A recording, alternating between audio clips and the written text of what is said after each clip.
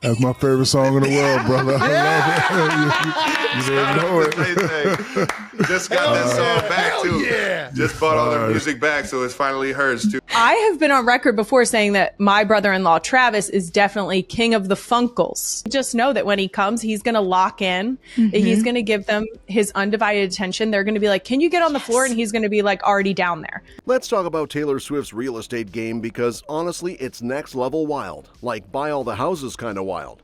This isn't just some pop star casually dabbling in property. Taylor's got an empire worth over $150 million spread across the US and even Europe. And it's not just any random spots. These homes basically map her entire career and life eras. Some she's still chilling in, others she's already waved goodbye to. So, Nashville's basically Taylor's OG turf. Back when she was just 20 and already slaying with hits like Fortnight, she snagged a swanky condo in the fancy Adelicia building. We're talking floor-to-ceiling windows giving her a killer city view, hardwood floors, electric fireplace, totally cozy vibes. She didn't stop there, she bought the unit right below hers too, probably to keep the noise down or hoard more space for her growing squad. Those two places now pack a $2.9 million punch. Not bad for a Nashville rookie. Then, she upgraded to a Greek revival estate on a sprawling 6-acre patch just outside town. Think vaulted ceilings, herringbone floors, and marble fireplaces because, casual luxury. And yes, she's still the queen of that estate. Over in Cali, Taylor went full mid-century ranch style with a 1950s Beverly Hills pad, complete with a wine cellar that holds 1,000 bottles. We don't know if she's been popping bottles there or just showing off, but she flipped that place for a nice profit.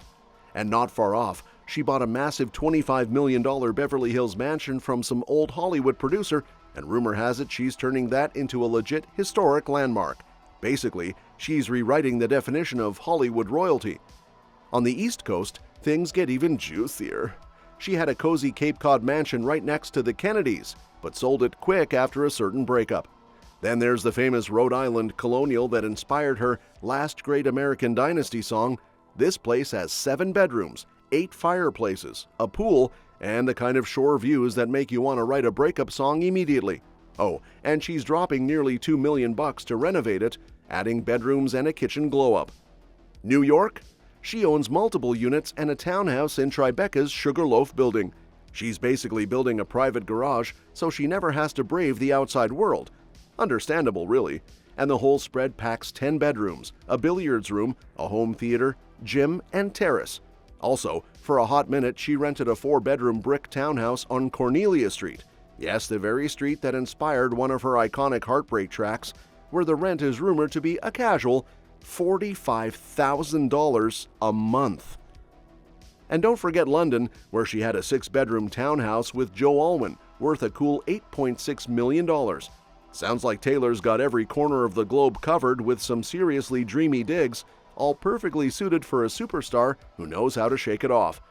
So while Taylor's globe-trotting real estate spree is still making us all question if we're just renting or homeless, she's also mixing things up on the dating front. Enter Travis Kelce, the NFL star who's apparently taken Palm Beach by storm. Palm Beach, usually a retirement hotspot where the biggest excitement is a 70-year-old dominating pickleball or a dentist bragging about their nest egg, suddenly gets its social game flipped upside down because of these two. Taylor and Travis show up, and suddenly the scene looks like the world's fanciest teen prom, only with way more fame and way fewer awkward slow dances. Word on the street, or rather from some cheeky insiders, is that these two were spotted grabbing dinner at Buchan, a place known for its hot dog panini. Yeah, you heard that right. A hot dog panini sounds like something you order after a wild night out or when you've given up on adulting for the day, but hey, even pop queens and football stars need their comfort food. And according to some eagle-eyed TikTokers, the vibe inside was nothing short of adorable. People say they looked super into each other, like those couples who finish each other's sentences but without the cringe. Now there's a fan named Pamela, a 69-year-old self-proclaimed Swiftie who claims she got to sit right next to the duo. She insists they were so lovely and in love, which sounds pretty believable because honestly, who lies about a moment with Taylor? Unless Pamela's secretly a spy sent to stir up Swift fan drama, it sounds like the couple's chemistry is as real as the fact that Travis is spending his summer soaking up Florida's humid vibes while prepping for NFL season. Rumor has it he rented a house in Boca Raton, probably because the weather's perfect for footballers who hate cold showers, and maybe because, well, hot dog paninis exist there. I don't know what it is about Paul Rudd. I just love to hug him and pick him up and just squeeze the living shit out of him. He's such a good dude. He is. So while Travis is busy living the Florida dream and chowing down on questionable hot dog paninis with Taylor, across the pond things are getting royally interesting too. Literally. Buckingham Palace decides to drop a surprise that has the internet doing a double take. Yup, the palace goes and uses Taylor Swift's music. You know, that pop queen whose songs are basically the soundtrack of every major life event for millennials and Gen Z. The royals are casually posting videos of King Charles attending his Slick Culture Fest in Shoreditch, East London, with Taylor's 2019 banger London Boy playing in the background. It's like the monarchy just slid into Taylor's DMs with the coolest collab ever. The festival King Charles visits is none other than South by Southwest London, a hotspot for all things tech, culture, and creativity. Basically the place where hipsters, geeks, and artists get together to prove they're the future of everything. The palace makes sure to highlight that this festival isn't just a fancy party, but a legit platform for up-and-coming talent and wild new projects. So you've got the crown and the cool kids aligning in Shoreditch, which feels like a mashup of old world charm and I just invented the next TikTok trend. And just to add some extra royal seasoning, before jetting off, King Charles swings by Old Spitalfields Market. Not for shopping, but to chit-chat with locals and antique dealers during something called Antiques Thursday. So the king's blending heritage with hipster vibes, maybe hunting for some vintage vinyl or quirky royal souvenirs. Oh, and speaking of royal meetups, remember last year when Taylor hung out with Prince William and the Little Royals? She even brought Travis Kelce along and snapped selfies like a pro. Unfortunately, Kate Middleton was out of the picture because of her health, but you know the royal family loves a bit of Swift magic, even if it's just to spice up the gram. And while the royal fam is jamming to London Boy, Blake Lively is apparently hitting the mute button on her friendship with Taylor faster than you can say unfollow. Yep, gossip mills are in overdrive because Blake, once Taylor's Insta BFF and professional post-liker, has gone radio silent, like completely ghosted. No double tap, no fire emoji, not even a sneaky story view. And this happens just as Taylor is casually conquering the music industry by reclaiming the rights to her own songs. Huge deal.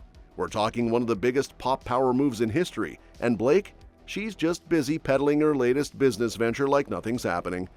Insiders say Blake's been using her Instagram stories to push her brand harder than a used car salesman at the end of the quarter.